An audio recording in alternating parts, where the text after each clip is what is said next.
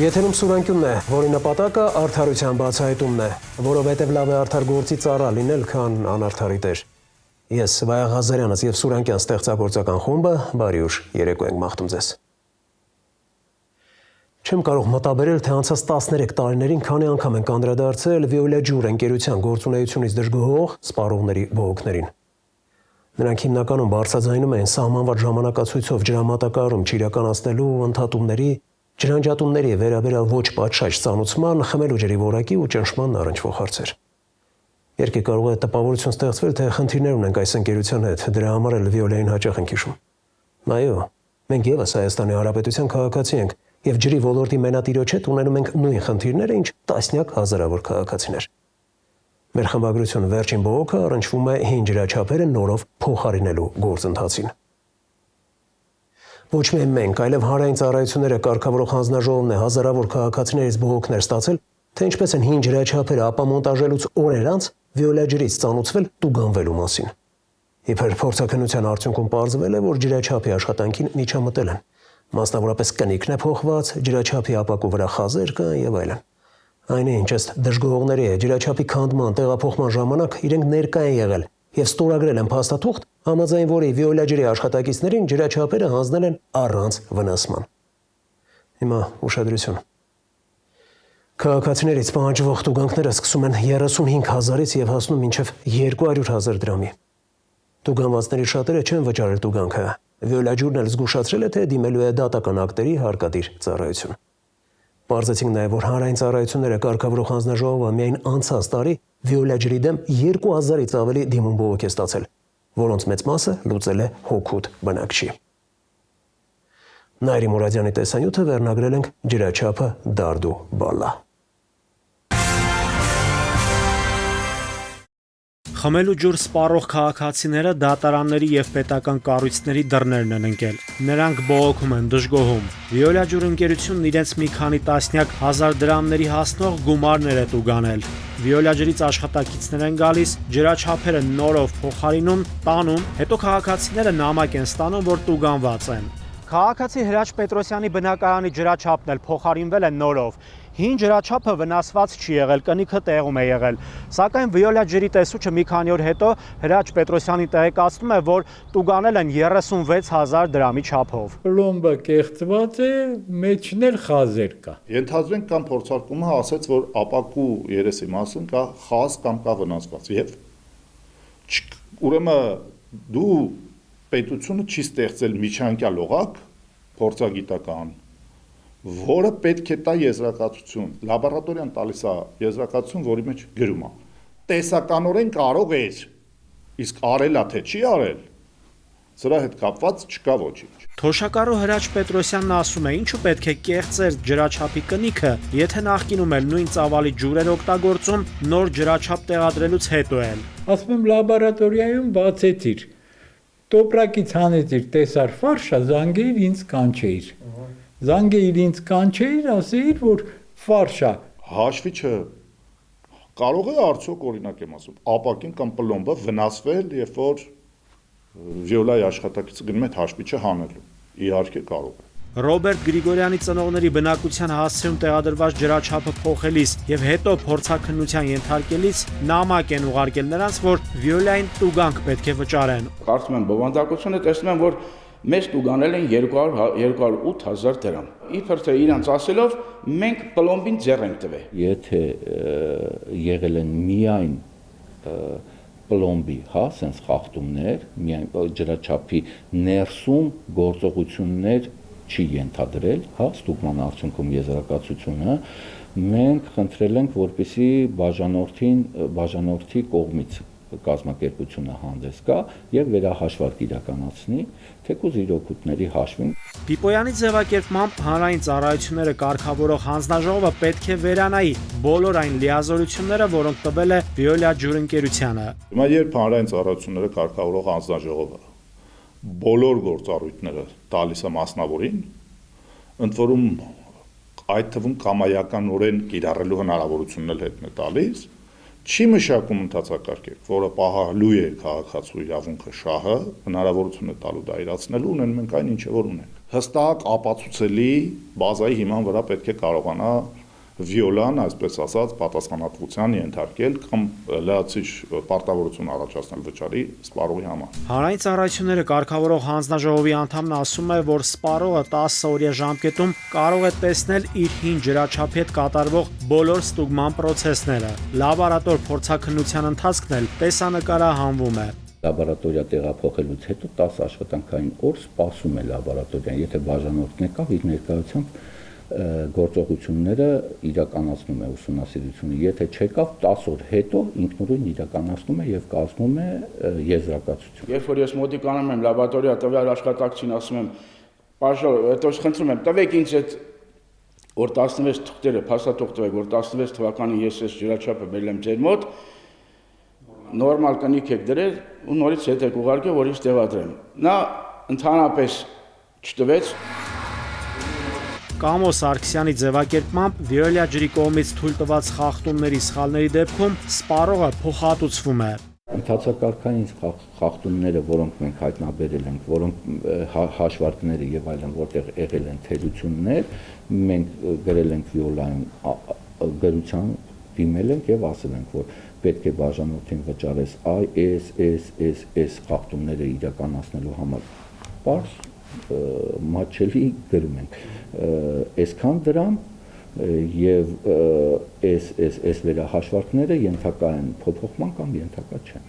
Հանրային ծառայությունները կարգավորող հանձնաժողովը անցած տարվա ընթացքում Վիոլիա ջրի դեմ ուղղված 2000-ից ավելի դիմում բողոք է ստացել։ Դրանցից 1000-ից ավելին բավարարվել է։ Կամ Վիոլան չի պահպանել գործընթացը, չի տեղեկացրել, ինչ որ ժամկետի խախտում է եղել, այն ինչ որ վերաբերում է հանրային ծառայությունների իրավասություններին, ինչ որ սահմանել է հանրային ծառայությունները իրավական ակտով, դրան էլ հետամուտ է լինում դրա կատարման գործընթացին։ Այն ինչ որ իրականացրել է գործողությունները ստուգաչափման կազմակերպության կողմից, եթե որևէ տեղ կան անհամապատասխանություններ, ժամկետի խախտումներ եւ այլն, կազմակերպությունն է տուգանվում 2000 դրամ վճարում է բաժանորդին։ Բա իրենց մոտ հարց չի առաջանում, տեսնես քանի քաղաքացի ա եղել, որ իրանց տեղը չի իմացել, որ իրանց դիմի ու պարզապես գնացել են այդ պարտավորությունը արել։ Վիոլիային տուգանք վճարելու համար նամակներ ստացած քաղաքացիներից շատերը չէ, որ ի վիճակի են դատական ատյաններով իրենց խնդիրը լուծել։ Օրինակ 35000 դրամ տուգանքը վճարելու պահանջը չեղարկելու համար քաղաքացու դատական ծախսերը, ներառյալ փաստաբանական ծառայությունները մի քանի անգամ ավելին կարող են լինել վճարվելիք տուգանքից։ Հիմա եթե այս ամեն ինչին դրական լուծում արդյոք կամ ես չստանամ, անպայման դատական պրոցեսով այս հարցը պետք է լուծում տալ։ Դատարաններ պետք է տամ։ Լաբորատորիա եմ գնացել, բան եմ գնացել այդ հանրային ծառայություն, եթե ոչ մի բան չփոխվի, տալու եմ դատարան։ Որևէ դեպք, որը հանրային ծառայությունները լուծել են, մենք չունենք։ Սպառողն էլ ստիպված դիմում է զանգվածային լրատվամիջոցներին, հասարակական կազմակերպությունների աջակցությանը։ Նաիրի Մուրադյան, Զորաբ Քարամյան, Վահան Գուլոյան, Սուրանկյուն։ Սովորաբար պետության մասին կարծիք են կազմում հիմք ընդունելով նաև առողջապահական ոլորտի կազմակերպման մակարդակը։ Օրինակ, ինչպես է երկիրը վերաբերում բնակչության ամենախոցելի խմբերին, պատրաստ է արդյոք բավարար ռեսուրսներ ներդնել, որպեսզի յուրաքանչյուր երեխա, տարեց կամ քրոնիկ հիվանդ ժամանակին ստանա որակյալ բուժում։ Ինչու եմ այս մասին խոսում։ Որովհետև օրերս մի խումբ ծնողներ ահազանգել են, թե արդեն մի քանի ամիս շաքարային դիաբետով հիվանդ երեխաներին պետությունը չի տրամադրում հասանելիք անվճար դեղերը։ Ասում են, թե ծնողները ստիպված իրար պարտքով են փող տալիս, որպեսզի կարողանան փրկել երեխաների կյանքը։ Ապշեցիք առողջապահության ոլորտի կազմակերպիչների մասնագիտական եւ մարդկային որակների բացակայությունից։ Մենք օրինակ չենք զարմանում, որովհետև քանիցս համոզվել ենք, որ ոլորտի կազմակերպիչները, որոնք ըստ տրամաբանության պետք է մարդու օրգանիզմի հիվանդությունների մասին տարրական գիտելիքներ ունենան, ժամանակին կամ բաց են թողել համապատասխան դասընթացները, կամ էլ չեն լսել ապրումակցում ասվածի մասին։ Չեն հասկանում, թե ինչ կարող է պատահել ժամանակին դեղորայք չստացած շաքարային դիաբետ ունեցող երեխային։ Իսկ կարող է պատահել հետևյալը։ Օրգանիզմում գլյուկոզայի մակարդակը կարող է կտրուկ բարձրանալ կամ իջնել, ինչի հետևանքով երեխան կարող է ընկնել կոմայի մեջ։ Անընդհատ բարձր կամ անկայուն շաքարի պայմաններում երկարաժամկետ հեռանկարում կարող են վնասվել աչքերը, երիկամները, նյարդային, սիրտանոթային համակարգերը։ Սրանից զատ երեխան միշտ գտնվում է ստրեսի մեջ, վախենալով առողջական վիճակի վատթարացումից։ Ու եթե պետությունը չի ապահովում անվճար դեղորայք, հավանականությունը, որ այս ամենը տեղի կունենա, կտրուկ մեծանում է։ Ոչ պակաս կարևոր հարց է, թե ինչու պետությունը չի ապահովում շաքարային դիաբետով հիվանդ երեխաներին համապատասխան դեղորայքով։ Բանն այն է, որ առողջապահությունը պահանջում է հստակ պլանավորում եւ բյուջեի հաշվարկված բաշխում։ Եթե համակարգում քաոս է, տենդերները կախվում են, իսկ անհրաժեշտ դեղամիջոցները բացակայում են պահեստներից, նշանակում է, որ կառավարման եւ բյուրոկրատիայի խնդիրներ կան։ Մինչդեռ քաղաքակիրթ են համարվում այն երկրները, որոնք ունեն բարձր մակարդակի առողջապահական համակարգ։ Իսկ քանի որ ներդրումներ հիմնականում անում են քաղաքակիրթ երկրների տնտեսության մեջ, չզարմանաք, եթե շաքարային դիաբետով հիվանդ երեխաներին դեղորայքով չապահովելու փաստը բացասաբար ազդի տուրիզմի եւ ներդրումների վրա։ Կարճ ասած, առողջապահության նախարարությունը իրավասու չէ որոշել տալ թե չտալ դեղորայք։ Այդ պարտավորությունը բխում է Սահմանադրությունից ու բնակչության բժշկական օգնության եւ սպասարկման մասին օրենքից։ Նախարարությունը պարտավոր է ժամանակին ապահովել անհրաժեշտ դեղերով ու թեստերով, քանի որ երեխայի առողջության պահպանումը պետության ուղղակի պարտավորությունն է։ Այժմ Էդուարդ Պողոսյանի միայնակ դարդ ու ցավի հետ տեսանյութը։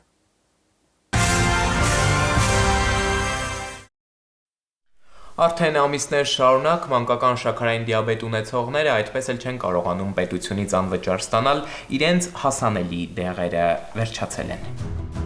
Իրար պարտքով կամ նվեր տալով ենք այս ամիսները կարողացել հաղթահարել, ասում է շաքարային դիաբետ ունեցող երեխայի ծնողը։ Գնացել են, պարկել են հունվար ամսից, փետրվար ամսից, անգամ հիմա էլ որ գնում են, ասում են չունենք դեղորայքը։ Բողոքից հետո անգամ մամաներ կան, որ ասում են չենք ստանում։ Սուրանկյունը կապ հաստատեց մայրաքաղաքի բուժ հաստատություններից մեկի հետ, հաստատեցին դեղերի հետ կապված խնդիր է եղել։ Որ ռապիդը չենք ունեցել, չի չենք տվել։ Եվ ստրիպը չենք ունեցել։ Մանկական շաքարային դիաբետ ունեցողների ծնողներն ասում են այնպես չէ, որ պետությունից անվճար ստացած դեղորայքը իրենց բավարարում է։ Երեխա կա շաքարը բարձրանում է 34, իջնում մինչև 3։ Անվճար ստացածը հազիվ կես ամիս է հերիքում։ Առաջարկում են պատկերացնել, ինչ կլինի իրենց վիճակն արդեն անգամ առանց դրա։ Օրինակի համար մամաներ ունենք, որ հաշվարկել են, որ իրանց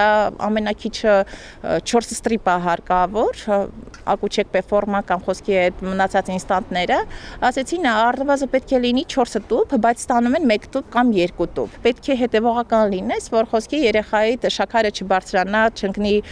կամ կոմատոզա վիճակում չհայտնվի կամ չբարձրանա ու չիջնի, հիպոգլիկեմիկ իրավիճակում չհայտնվեն։ Կապ հաստատեցին առողջապահության նախարարության հետ, սակայն մեզ ուղղորդեցին Մուրացան հիվանդանոցային համալիր։ Ասացին, այս հաստատությունն է շաքարային դիաբետի հարցում մասնագիտացված։ Այստեղ են վարում բուժառուների գործերը։ Իդեպ նախարարի համապատասխան մանկական էնդոկրինոլոգիայի գծով խորհրդատուն հենց այդ բուժ հաստատության էնդոկրինոլոգիական կլինիկայի ղեկավարն է, սակայն նա չցանկացավ մեկնաբանել խնդիրը։ Այնուամենայնիվ բողոքավոր ծնողները առողջապահության նախարարություն են հասել, հանդիպել հենց նախարարի հետ։ Գերատեսչությունն էլ դրանից հետո հաղորդագրություն է տարածել ու թեպետ նշել են, որ նախարարը ծնողների դիտարկումները լսելու համար է ընդունել նրանց, ոչ մի խոսք չկա այն մասին, թե ինչ են ասել ծնողները, գլխավոր պատասխանատուից կոնկրետ ինչ պատասխան ստացել։ Նախարարը նշել է, որ 2026 թվականի բյուջեով նախատեսված է մինչև 18 տարեկան երեխաներին անվճար հատկացնել գլյուկոզայի շարունակական մոնիթորինգի սարքը։ Նախարարության գրառման այս հատվածին հաջորդում է ուղիղ մեջբերում մանկական էնդոկրինոլոգիայի գծով խորհրդատուից, ասել է սա իսկական հաղթանակ է ըստ էության, միակ բանը, որ դեռևս արված չէ դիաբետ ունեցող երեխաների համար, ոլորտի փորձագետն այստեղ հիշեցում ունի։ Պետությունը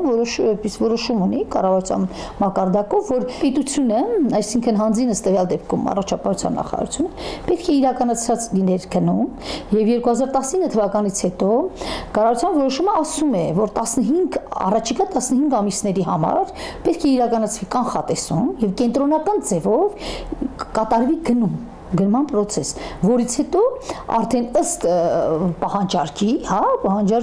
պոլիկլինիկայի ամբուլատորիա պետք է բաժանվի շաքարային դիաբետի դեղերը։ Իսկ այդ դեպքում ինչու չկան դեղերը, ինչու 15 ամսվա կանխատեսումը չի արվել։ Շաքարային դիաբետ ունեցող երեխաների ծնողները նախարարի հետ հանդիպմանը հարցրել են, ստացել իրենց իսկ բնորոշմամբ չբավարարող պատասխան։ Չգոհացրեցին։ Դեռ տենդերը չենք շահել, դեռ չկան, սպասում ենք, պիտի լինի, շուտով կլինի։ Թե ինչու են մանկական շաքարային դիաբետ ունեցողներն այս խնդրի առաջ կանգնել, ոլորտի փորձագետներն իրենց հիմնավորումներն ունեն։ Առողջապահության նախարարությունը այդ պիլոտային ծրագիրը որ կար,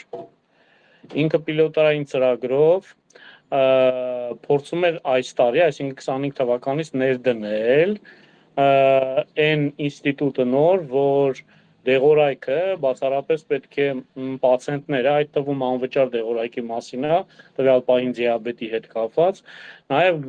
պետք է վերցնեին բացթողումը լիներ դեղատներից։ Դրա հետ կապված արդեն սկսեցին սահմանափակված ձևով պետական գնումներ կատարել տվյալ դեղորայքերի հետ կապված։ Այս ամենը արվել է նրա համար, որ արհեստականորեն կարողանան մանկական, այսպես ասած, շահառուների խումբը տեղափոխել դեպի դեղատնային սպասարկման ոլորտ։ Այսինքն, եթե չունենք դեղ, պաշար չկա,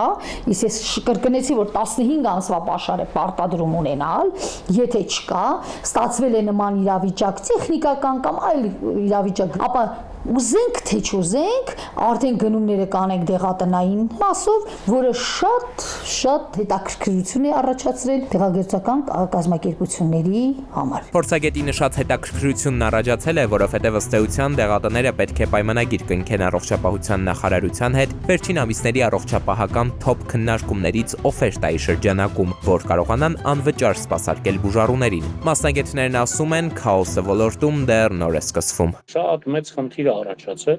այդ դեղորայքի գները, որը որ հրապարակել են մի քանի օր առաջ, ըստ էության իրանք անգամ մեծածախ գներից ցածր գներ է։ Այսինքն դեղատունը բնականաբար չի կարողանալու սպասարկել դա, չի սպասարկելու, որովհետև ինքը չի կարող, օրինակ, չգիտեմ, 5000 դրամանոց դեղ գնել ու 4500 դրամով սպասարկել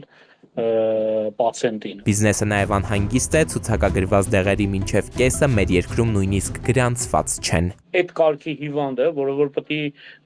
ինքը իր հենց այդ հիվանդության հետ կապված բուժումների հետ մտածի, թե ոնց ապրի եւ այլն, արի ու տես ուրիշ խնդիր էլ առաջանում, թերի մատակարարելու, թերի տրամադրելու, վարչարարական գործողությունները ոչ ճիշտ կատարելու, դա էլ բերում է ստրեսային իրավիճակի մարդկանց հետ կապված, այսինքն հիվանդների բարթանում է այն խնդիրը, որը որ ի սկզբանե ունի։ Կառավարման ռիսկերը հաշվի չառնելով, գնումների հետ կապված ճիշտ չկազմակերպելով, մենք ունենում ենք անորակ բուժօգնություն։ Ինչու անորակ բուժօգնություն, որովհետև եթե ժամանակին այս երեխաները դեղերը, իրենց դեղերը համապատասխան օրով, ժամով եւ այլն չօգտագործեն, ապա մենք ունենալու ենք հիվանդանոցային դեպքեր։ Այսինքն պետությունը ավելի թանկ է վաճառելու այս հիվանդների բուժման։ Այնուամենայնիվ ունենք այն, ինչ ունենք, ինչպես ճիշտ դուրս գալ փոսից, որ հնարավոր վնասներն էլ լուրջ չլինեն։ Փորձագետներն ասում են բյուրոկրատական սխեմայից նախ հրաժարվել եւ գործընթացները պարզեցնել է պետք։ Քանի որ էլեկտրոնային դեղատոմսերը նաեւ անբաժանելի մաս է հանդիսանում այն պիլոտային ծրագրին, որը որ փորձում են իրականացնել առողջապահության նախարարությունը, իդեմս ապահովագրական համակարգի եւ այս ծրագիրն է նույնպես պիլոտային ծրագիր է, որը որ համահունչ պետք է այդ նույն գործիքակազմին կպնի, քանի որ 1 տարվա մեջ փաստացի չստացվեց էլեկտրոնային դեղատոմսի պիլոտային ծրագիրը, ես կարծում եմ, որ շատ հնարավոր է, որ նույն ձևել սա չստացվի։ Իդեպ, վերջաբանի փոխարեն, պաշտոնական վերջին թվերով մեր երկրում մինչև 14 տարեկան միայն 609 երեխա ունի շաքարային դիաբետ, այսինքն ընդամենը 609 երեխայի հարցն է անհնարին եղել, թեկուզ միջանկյալ կամ էլ հրատապ լուծել։ Էդուարդ Պողոսյան, Զոհրաբ Քարամյան, Վահան Գուլոյան, Սուրանգյուն։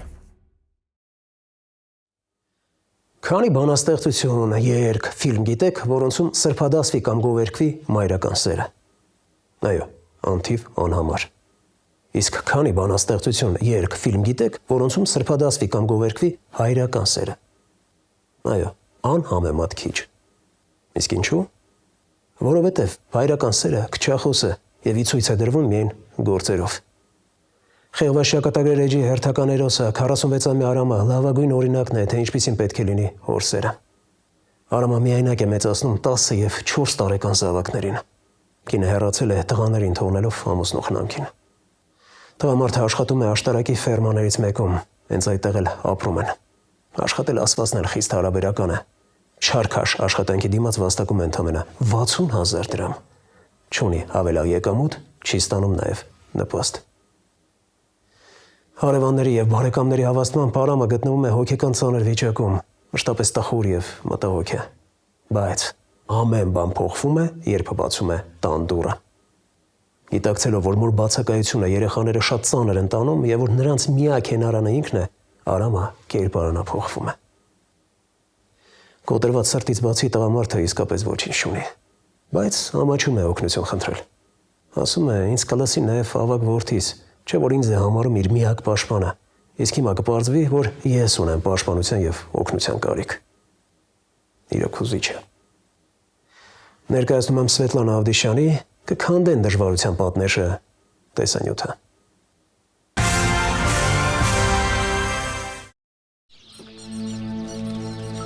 Աշխարհից կտրված ու բոլորից մեկուսացած այս փոքրիկ վագոն տնակում է երկու որդիներին մեծացնում 46-ամյա Արամը։ Եթե կարծում եք, թե ճանաչում եք ընտանիքի, որն ապրում է ծանր պայմաններում, ապա դուք դեռ ծանոթ չեք Արամյանների պատմությանը։ Ուշի գյուղում ֆերմայի տարածքում այս փոքրիկ տնակում է ընտանիքը ապաստանել։ Ննջարան, խոհանոց, հյուրասենյակ, ամբողջը միասին մի քանի քառակուսի մետրանոց մեկ ընդհանուր սենյակ է։ Տնակը տարական հարմարություններից զուրկ է, տեղացող անձրևի ժամանակ էլ տանիքից հաճախ կաթում է։ Դա էլ հերիք չէ, ներսում գրեթե ոչինչ չկա, անմարդկային պայմաններ են։ Ունեցածները մի մահճակալ է, որի վրա երեքով քնում են։ Տուն չունեմ, ոչ մի բան չունեմ, երկու երեխեքին էլ մենակ ես եմ պահում։ Մայրը թողեկանացել է, այս արդեն 2 տարի է, ես եմ պահում երեխեքին, սենց ֆերմաներում ֆռալով երեխեքին պահում եմ։ Հիմա ինձ դուր չի կարևոր ստենք մնում։ Գիշերն է գրիշից ջուր է կաթում։ Էլ ինչ անհարմարություններ ես զգում։ Կռվաթը մի հատ է, դա շաղով չենք կարող տեղավորվենք։ Ալեքսն գիշերն է գարի պարկում է վրա։ Դեմի երեխեքս էլ ես էլ քնում են գիշերը դա։ Միայնակ հայրը իր անչափահասներին խնամում է այնպես, ինչպես մայրը կաներ։ Անում է հնարավոր ամեն բան, որ որդիներն անհոգ մանկություն ունենան ու չզգան մոր բացակայությունը։ Խնամքով, ուշադրությամբ ու հոգատարությամբ է տղաներին վերաբերվում։ Օրվա հացն էլ անասնապահությամբ է վաստակում։ Ֆերմայում եմ աշխատում, անասնապահությունով եմ զբաղվում, գումարս 60,000 է ամիսը։ Տեղ են տղեմ բնավում եմ, ուրիշ հնարավորություն չունեմ, որ ինչ-որ միտեղ կարանամ երեխեքին թողեմ, կնամ ուրիշ տեղ աշխատեմ, ավելի մաքուր, ավելի ակուրատնի գործերով։ Թեկուզ հնարավորություն կան, բան տենց հնարավորություն չկա էլի, որտեղ երեխեքից նայող չկա։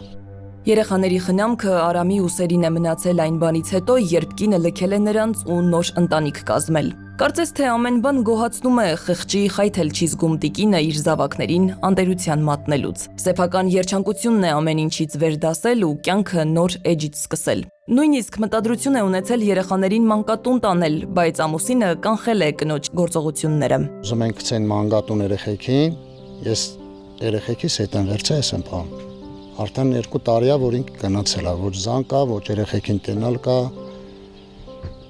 Ոչ էլ երեխեքս ցանկություն են իրաց մորը տենան։ Գորջան, իսկ դու մամայի հետ խոսում ես, շփվում ես։ Ոչ։ Ինչու։ Որտեղ ես նրան չեմ սիրում։ Ինչու։ Որտեղ նա իմ պապային դավաճանել է։ Իսկ զանգում է մաման ձեզ։ Չէ։ Դուք էլ չեք զանգում։ Չեմ ներելը չեմ կարա ներեմ, տես մարդուն կյանքում դաժե Աստվածը չի ներում, եթե 2 քորփ երեխան չափած գցում ինչ-որ մեկի համար փախնում է թումա,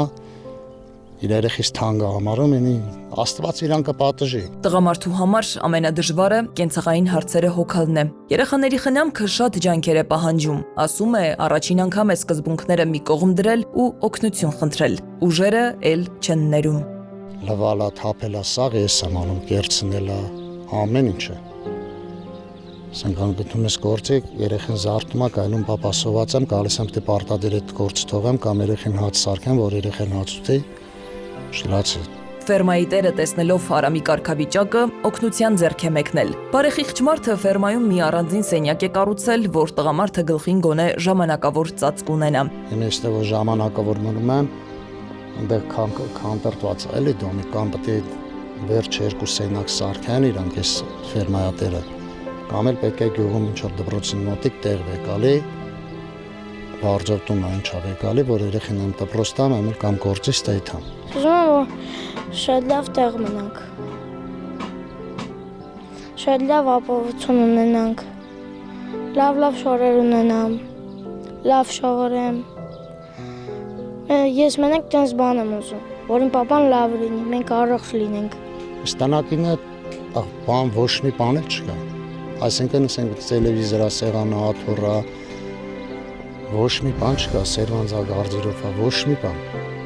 Ասենք շորերը ոնց մեշոկներով, տոպրակներով երեմ, են դուռը բացել եմ, այդպես տարել եմ ընդե։ 9-ամյա գոռը ֆինանսական խնդիրների պատճառով հիմա դպրոց չի հաճախում, բայց նախկինում գնացել է։ Պատանին նեղացած ու վիրավորված է մորից, պատմում է, որ հենց մայրն է իրեն դպրոցից զրկել։ Իսկ ահա հայրը հիմա դպրոցական որդու համար անհրաժեշտ իրերն է աստիճանաբար գնում, որ կարողանա տղային դպրոց տանել։ Այս պահին գոռն ընդամենը մեկ երազանք ունի՝ նորից դպրոց գնալ ու գիտելիք ստանալ։ Որպես տղամարդ պահած մեծացրած սենց պահալով երեխեքին գնահատելի է, գովելի է, ավելի ճիշտ շատ։ Ինչ ասեմ, միայնակա մեծացնում, պահում, երեխեքը, ինչ ասեմ,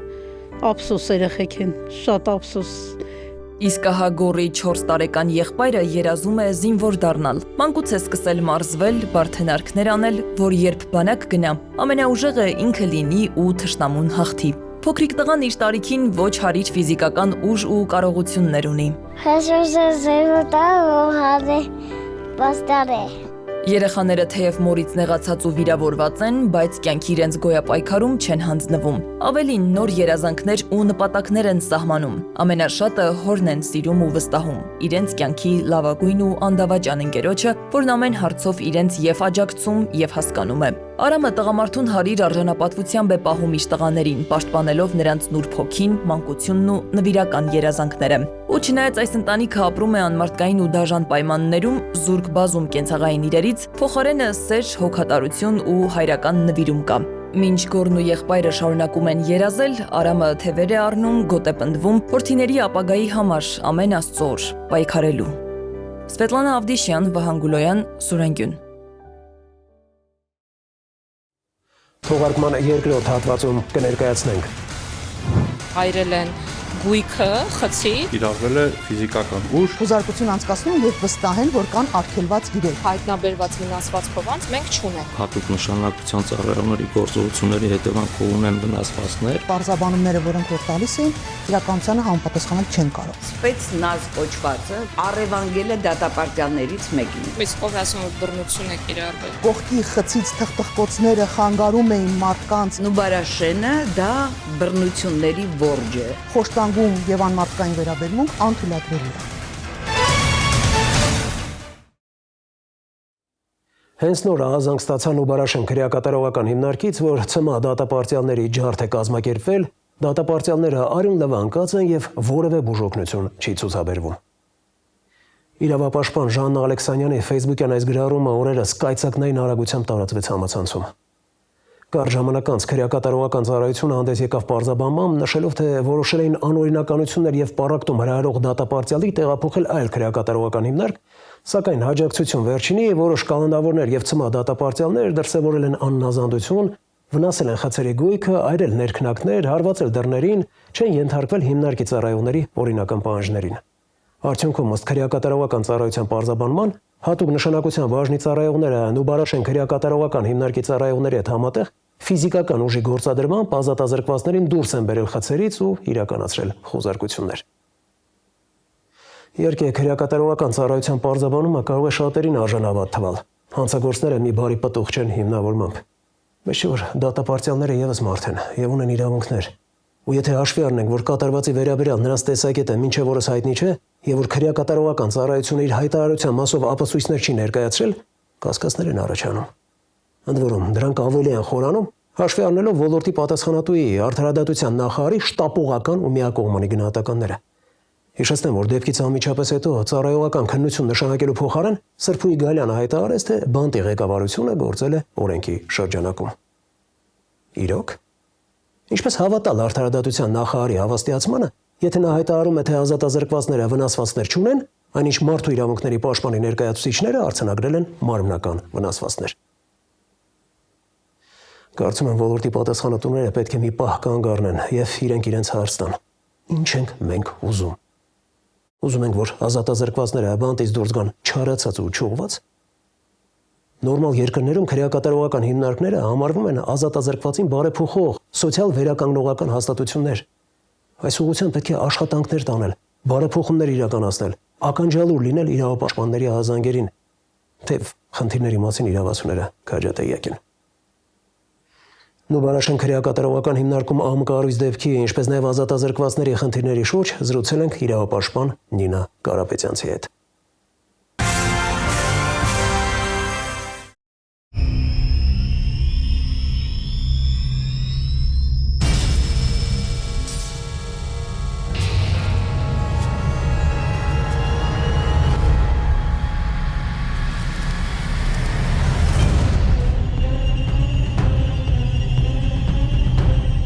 Ոչ իրավաչափ մեթոդներով այրել են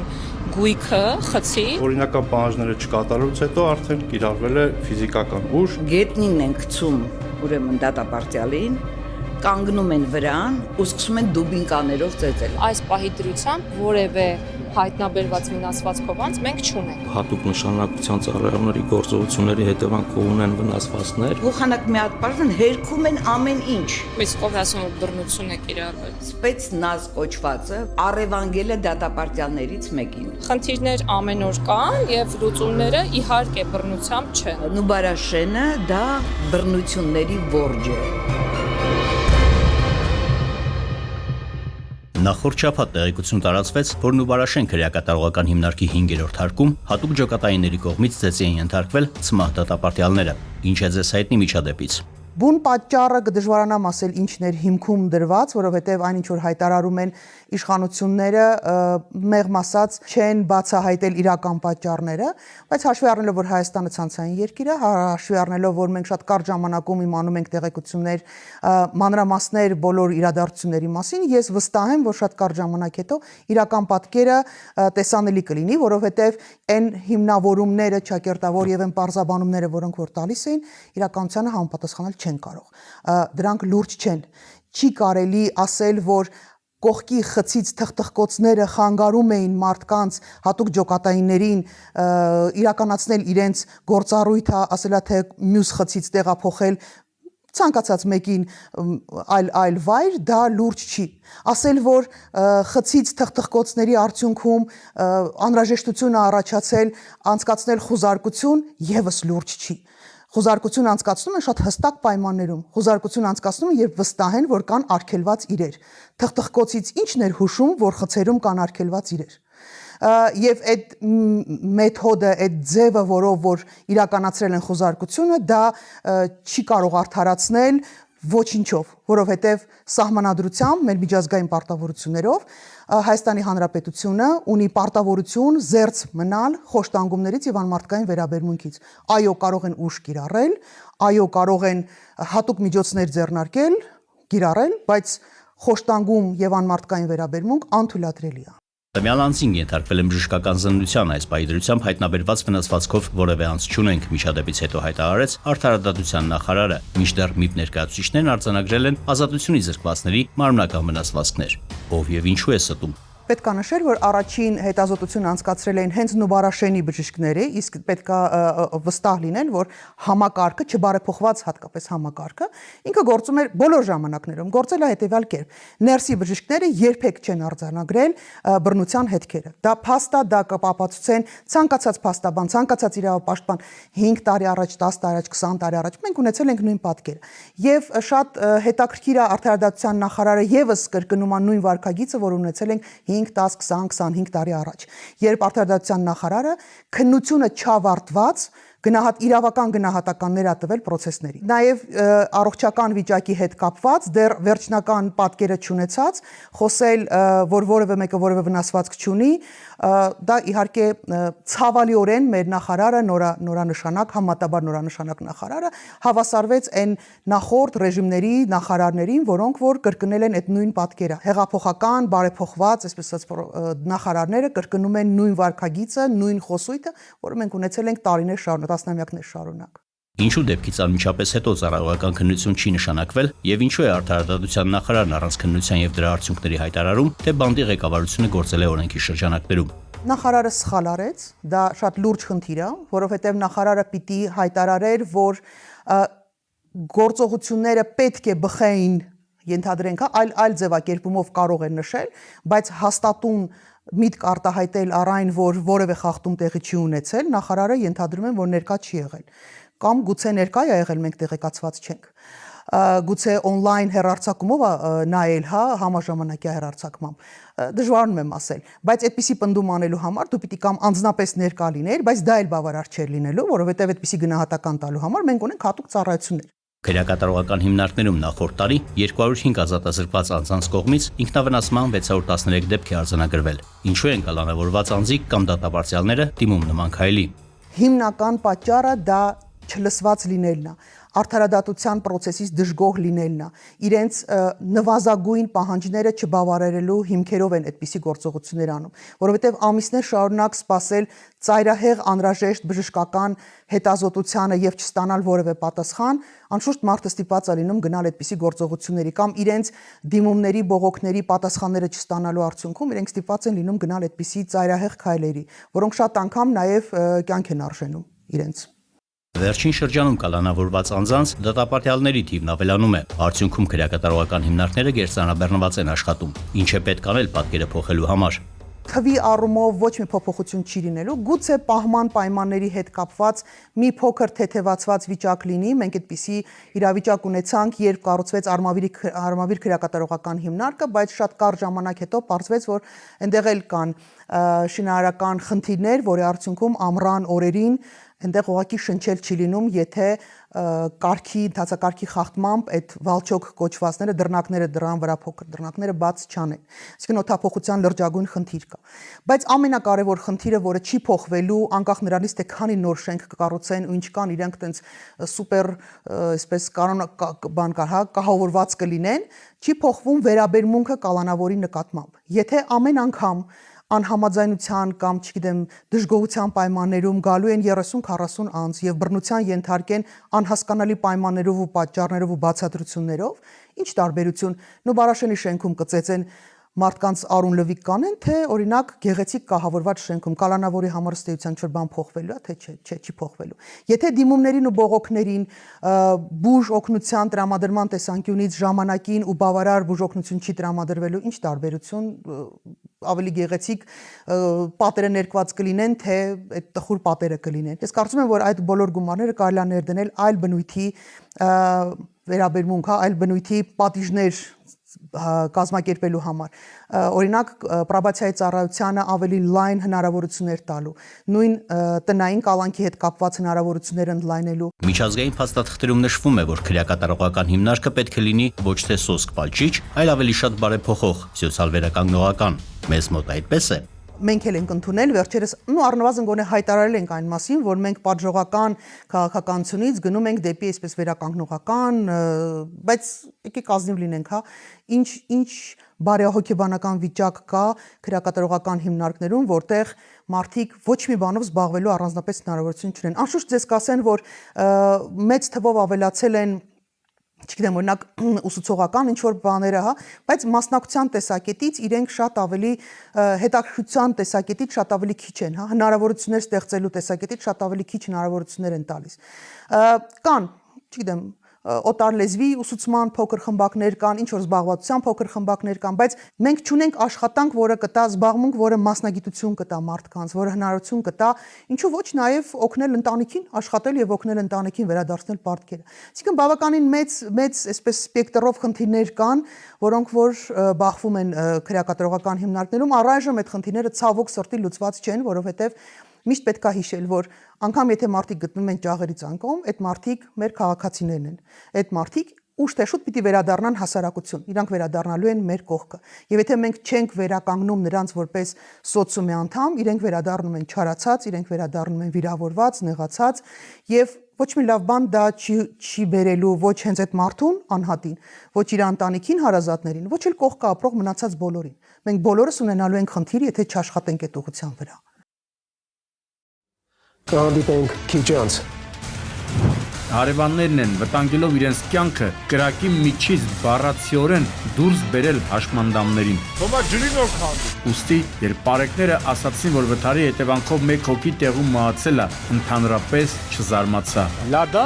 լադա է ալնում։ Ումա պետք ձեր արած ռեմոնտը, եթե չկա լուսավորություն, եթե այս Mercedes-ի 30-ամյա երևանցի վարորդը չպիտի տեսնի Սունեցի 66-ամյա հետիոտնին։ Արտաքին լուսավորություն եղել, հա։ Անջատածա չէ եղել։ Եթե խմած նստում ես ղեկին, կարող աննենց բան անես, որ հետագայում սաղ կյանքը զղջաս։ Ուշ ասեք, բայց հասեք էլի։ Սուվորովը փորձում է դիմադրել, կծել Ավետիսյանի ձեռքի մատները, որից հետո Ավետիսյանն ու Օանյանը Սուվորովին պատճառում են կյանքի հետ անհամատեղելի վնասվածքներ։ Հիմա մի հատ սաղ դեպքի վայրից դուրս են գալի։ Ցավոք, վիրավորներից մեկի 68-ամյա բժշկի կյանքը փրկել չհաջողվեց։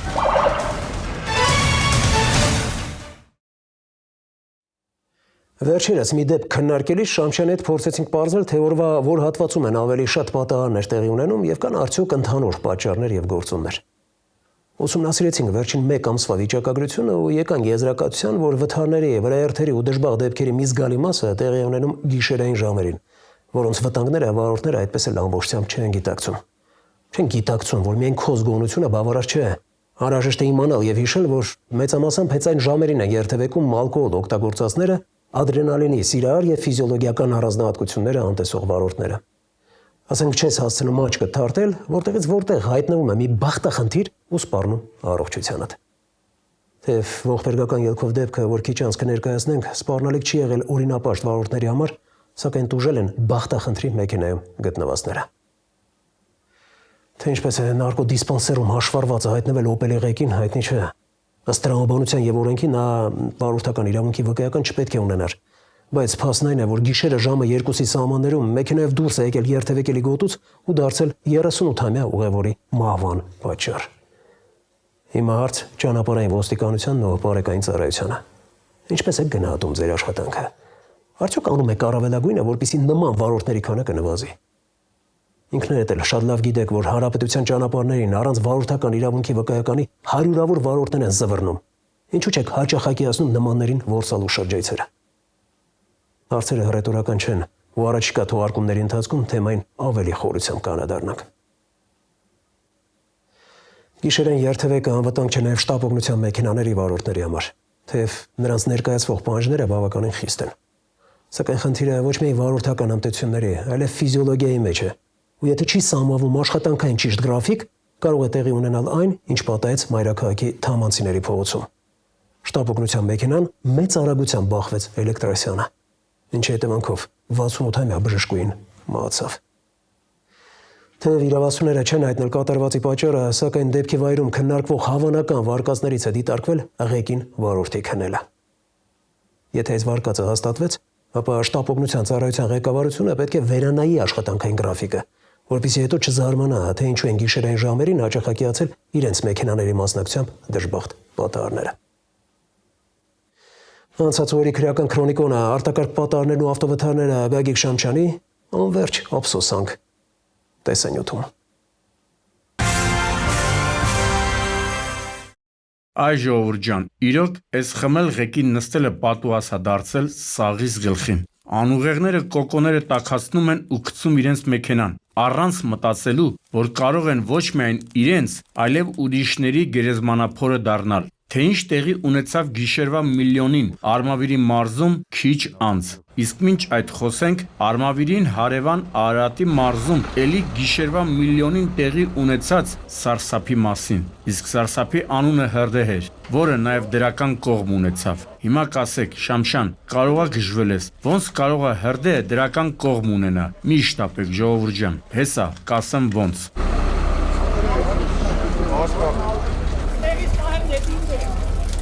Երկու հոգու տարհանել են, չէ՞։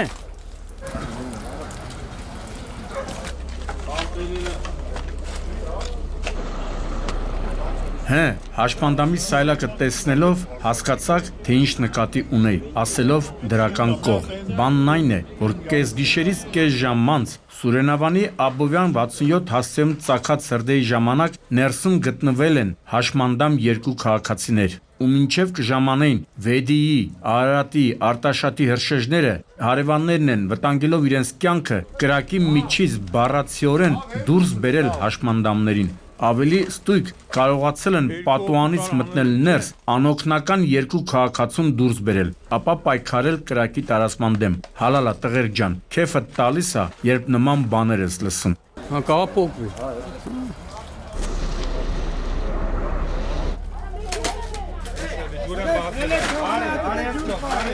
Դե արդեն քիչ անց հրշեջներն էլ կանխել են կրակի տարածումն ու ապա մարել այն։ Պարզվել է, որ հրդեհի հետևանքով այրվել է տանիքից մոտ 80 քառակուսի մետր հատված եւ դրսում եղած ամբողջ գույքը։ Գյուղացիներն ասում էին, որ ընտանիքը սոցիալապես անապահով է։ Այդ երկու քաղաքացիներն էլ ունեն հաշմանդամության կարգ։ Մեկի երկու ոտքերը անդամահատված են եւ ուզում էին հավատալ, որ Արարատի մարզպետարանն ու Վեդիի խոշորացված համայնքի ղեկավարը օգնության ձեռք կմեկնեն այս ընտանիքին։ Հավատն ու հույսը իհարկե, ինչպես ասում են, վերջինն են մահանում, բայց դե ինչ իմանաս, գուցե հաշմանդամներին օգնեն։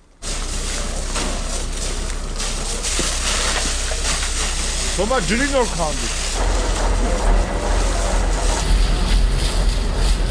Եթե հարևանները չօգնեին հաշմանդամներին եւ թեկուզ մեկը դառնար կրակի բաժին, կստացվեր, որ այս տեսանյութում միայն ողբերգական դեպքեր ենք ներկայացնում։ Ճիշտ է, մի քիչ դաժան ու ցինիկ հնչեց, բայց դա է դառը իրականությունը։ Այո, մնացած դեպքերը ողբերգական ավարտով են։ Սկսենք ժամը 19:30-ի սահմաններում Վայոց ձորի մարզում ավելի ստույգ Երևան-Մեղրի ճանապարհի 140-րդ կիլոմետրին տեղի ունեցածից։ Միզո իրեք վիրավոր չեք։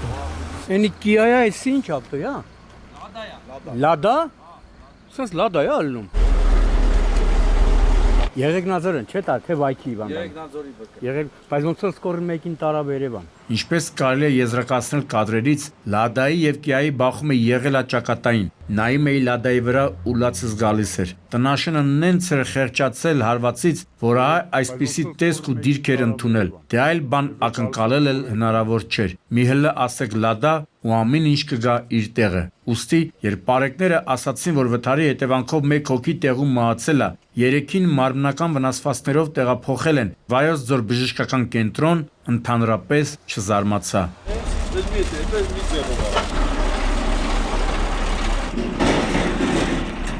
Եվս մեկ անգամ ուզում ենք հորդորել, խնդրել, բաղատել, որ զերծ մնացեք խորհրդային ու ռուսական արտադրության մեքենաների շահագործումից։ Այ մարդ, այդ անտերները չարիք են էլի։ Իհարկե, կարող եք ասել, թե գուցե Կիանա մեծ արագությամբ դուրս եկել հանդիպակաց ու այդ կարգի բախումը կարող են լուրջ վնասներ հասցնել նաև արևմտյան արտադրության մեքենաներին։ Համաձայն եմ, բայց դե փորձս ուսանում է, որ ռուսական արտադրության մեքենաները անվտանգային տեսանկյունից առավել խոցելի են։ Լարել տեսել, հա։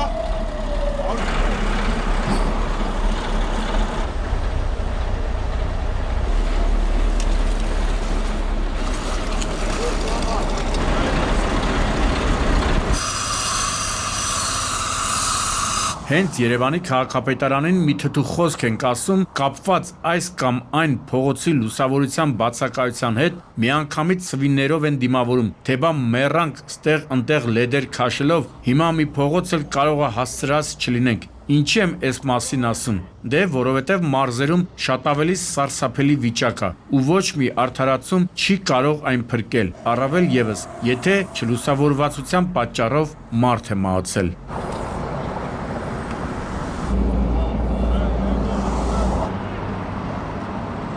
Արտաքին լուսավորություն եղել, հա։ Անջատածա չէ եղել։ Ժողովուրդ ջան, տեսնես, որ ես իմ պրոժեկտորը չբերեի, այս իրավապահները ինչ էին անելու, ինչ պիտի անեին։ Պիտի փրկարարներին խնդրեին, որպեսի հետները դվիժող բերեին, թե չէ չեն կարողանալու աշխատել։ Ու մենք խոսում ենք Երևան-Երաշ ճանապարհի մասին։ Ումա պետք ձեր արած ռեմոնտը, եթե չկա լուսավորություն, եթե այս Մերսեդեսի 30-ամյա երևանցի վարորդը չպիտի տեսնի Սյունեցի 66-ամյա հետիոտնին։ Իսկ դատելով մեքենայի դիմապակու վնասվածքից պարզ երևում է, որ վարորդը այո, հետիոտնին չի նկատել։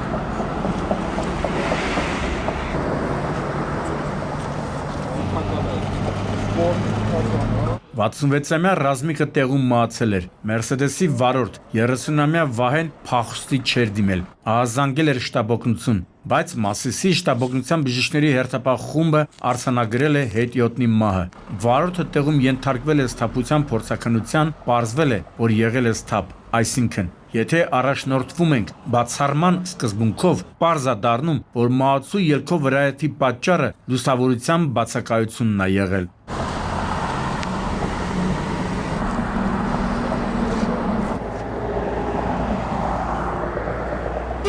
Հիմա անդրադառնամ այն երևույթին, որի մասին սկզբում խոսեցի։ Խոսքը խմած քշելու մասին է։ Չեք հասկանում պարզ ճշմարտությունը, որ եթե խմած նստում ես ղեկին, կարող է նենց բան անես, որ հետագայում սաղ կյանքդ զղջաս։ 34-ամյա Վազգեն, քեզ մոտ ինչ է, միայն տարիներն են անցել։ Չես հասկանում, որ մանավանդ ընտանիքի անդամներին տեղափոխելու համար պետք է կրկնապատկեր զգոնությունդ ու պատասխանատվությունդ։ Փաստորեն չի հասկացել։ Ու Արմավիրի մարզի Աղավնատուն բնակավայրի տարածքում ոչ տարել ոչ բերելա դուրս է եկել երթևեկելի գոտուց, բախվել հողաթմբերին եւ կողաշրջված վիճակում հայտնվել ծառի մոտ։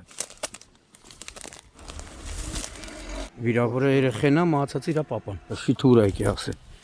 Այդ դետալները սա հավաքենք է, դա լրախոսի բան է երևի։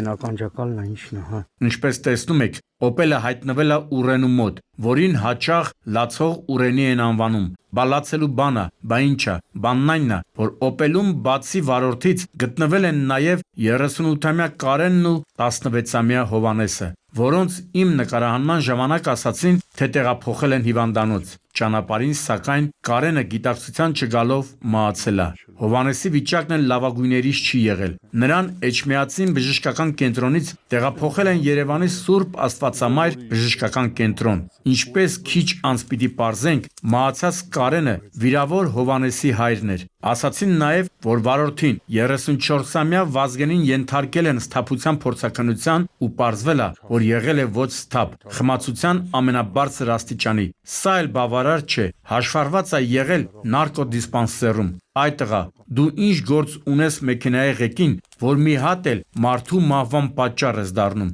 Իրոք, ստեղ խիարը թարս է բուսնում։ Նայ այրան հետ չեն։ Իսկ դրսում են իրանց հայտնաբերե թե նայ անվահեցանը կոտրվել է։ Տանդախ շեկելի 5 րոպե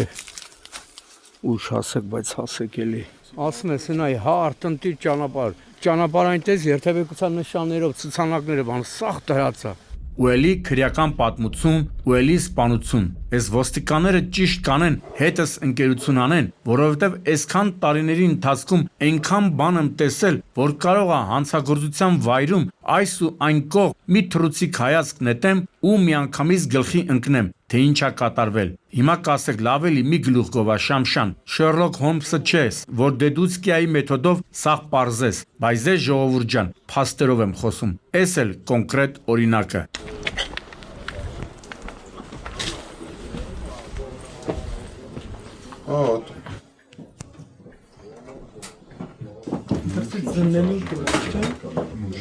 Մայրաքաղաքի Արաբկիր վարչական շրջանի Համոսայան փողոցի մեկի տներից մեկում ենք։ Կեսօրին մոտ իրավապահները ահազանգ են ստացել, թե տանը տղամարդու դիկա։ Հասնելով դեպքի վայր, ննջասենյակում մեջքի վրա ձեռքերն ու ոտքերը կապված վիճակում հայտնաբերում են տանտիրոջ դին, մարմնի տարբեր հատվածներում վնասվածքի հետքերով։ Տունն էլ ամբողջությամբ տակնու վրա է արված։ Ու երբ պարզեցինք, որ սպանվածը վերնիսաժում էր աշխատում եւ զբաղվում էր թանկարժեք իրերի արք ու վաճառքով, մոտս կասկած չմնաց, որ նրան թալանել են ու սպանել։ Մինչդեռ իրավապահները այս վարկածը առաջնային չէին համարում, թերևս մտածելով, որ լիքը արժեքավոր իրեր կային տանը։ Ձեր խոնարհ ծառան էլ ասեց, որ այդ իրերը թողել են, որպեսզի ավազակության կամ կողոպուտի վերաբերյալ կասկածները փարատեն։ Ժամանակը ցույց տվեց, որ ես ճիշտ էի։ Հեսա տեսնգոց։ Մանրամասն նկարագրելով գալիս ենք։ Ես սրանցից սաղ պետք է գենետիկա հանեմ։ Լավ, հիմա մի հատ սաղ դեպքի վայրից դուրս են գալի։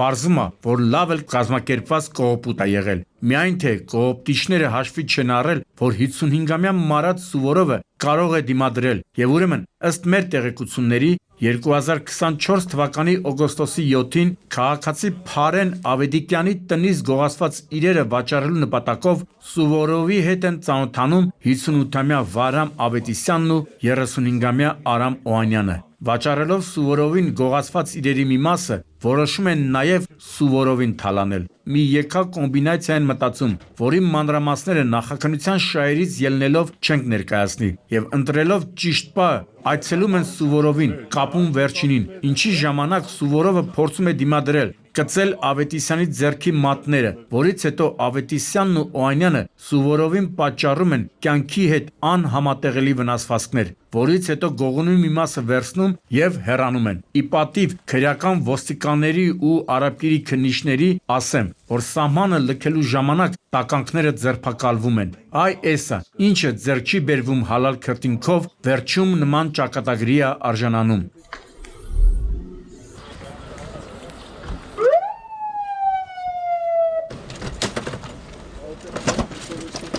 Եվ վերջում երեքշաբթի տեղի ունեցած դաժան պատարի մասին, այն մարդ, որ ասում եմ շտաբօգնության մեքենան թթութան չի, ամեն վարորդի քշելու բան չի, չեք հավատում։ Հստակ ասում եմ ժողովուրդ ջան, շտաբօգնության մեքենաների վարորդները պիտի տիեզերագնացների նման պատրաստվածություն ունենան ու նաև նույնպիսի հետազոտություններ անցնեն։ Թե չէ յուրաքանչյուրն էլ կարող է ավարի, դու ասա վերջը լավ լինի, իսկ վերջը այս դեպքում հեչ լավ չէր։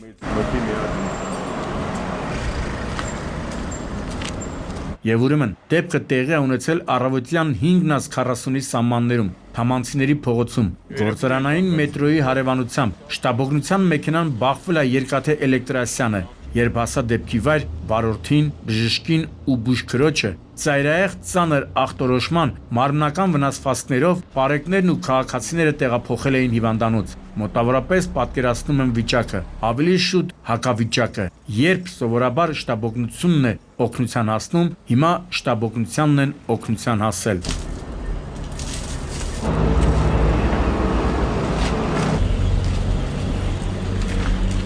Ցավոք վիրավորներից մեկի 68-ամյա բժշկի կյանքը փրկել չհաջողվեց։ Հիվանդանոցում գիտակցության չգալով նա մահացավ։ Հիմա եթե պարզվի, որ ինքնավթարի հիմքում վարորդի ֆիզիոլոգիան է եղել, ասենք քնել աղեկին, հիշեցնեմ, որ դեպքը առավոտյան 5:40-ի սահմաններում է եղել, չեմ զարմանա։ Իհարկե, կարևոր է, որպեսզի վարորդները պինդ առողջություն ունենան, բայց նաև խնդիրը պետք է դիտարկել շտաբօգնության ծառայության գործունեության համատեքստում, մասնավորապես հասկանալ վարորդների աշխատանքային գրաֆիկը, ինչն էլ կփորձենք անել առաջիկայում։ Ցավակցելով մահացածի հարազատներին, շուտափույթ ապաքինում ենք ցանկանում վիրավոր բուժքրոջն ու վարորդին։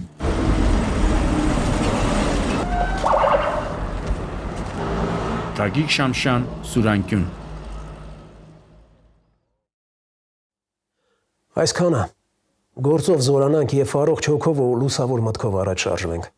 Կհանդիպենք ապրիլի 20-ին, ժամը 22-ին։ Աստված պահապան հայացքին։